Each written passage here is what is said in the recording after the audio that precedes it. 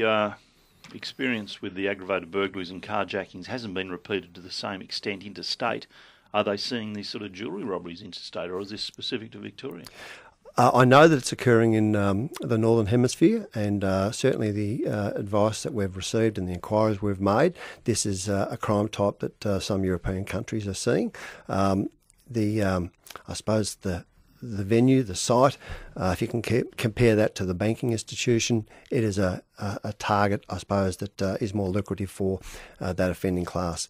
You know, I did reflect the other day. 30 years ago, as a member of the armed robbery squad, we were having armed robberies on our banking institutions every day of the week. A lot of bank robberies. Cash carriers.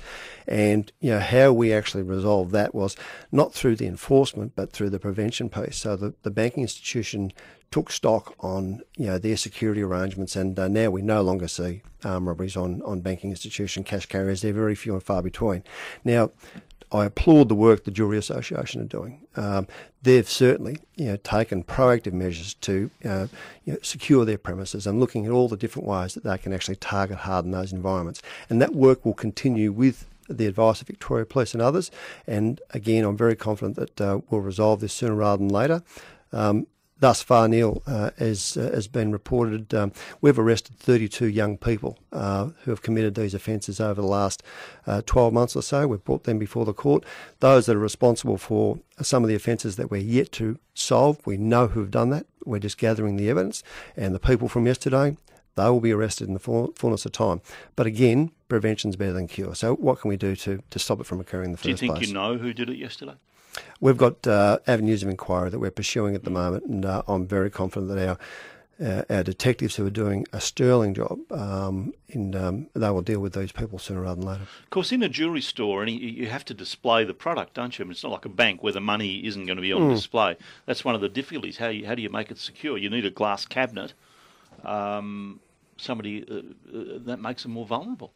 Yeah, I think the industry are working through, in a methodical way, ways and means that they can continue to build their business, but at the same time protect their business. And, there's different measures being introduced, and, I certainly won't share them with the broader community because that's just giving the game away. But I am confident the Jewellery Association and others will, reach a space as the banking industry did years ago, and we won't see those offences occurring in the first place. The Herald Sun's counted 17 jewellery store robberies in the past 12 months. Would that be about right? Approximately 17. Huge increase, isn't it? Yeah, well, we haven't seen these numbers committed on jewellery stores for about, I think in 2008-9 is the last time we saw this spike. Again, we've got an offending group that has seen this as a lucrative opportunity for them, and then we're seeing the copycat behaviour. So what concerns Victoria Police is that, we're dealing with these offenders, then all of a sudden we're seeing another group of offenders stepping up and committing these crimes, learned behaviour from their peers, their colleagues, those that they network with, but equally what they're seeing in the media. You said they're young. You said 32 young offenders. How young? The large majority that we've charged are 24 and under, and I do recall, I think I spoke to you recently when we charged a 16 or 17-year-old.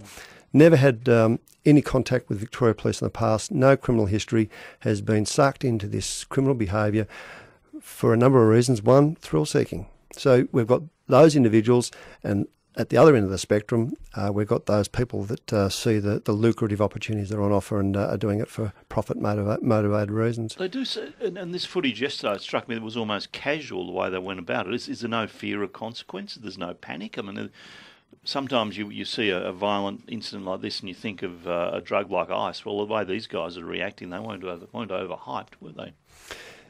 You're right, Neil.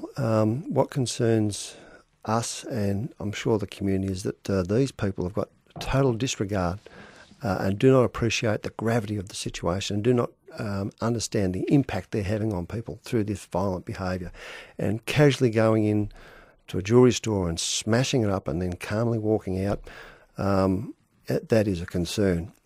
Unfortunately, the people that we've apprehended thus far do understand the gravity of the situation when they're put before the courts, and they understand that effectively they've ruined their lives. They are being locked up, I assume, for offences like this? They're being locked up. They're getting jail sentences? Yes.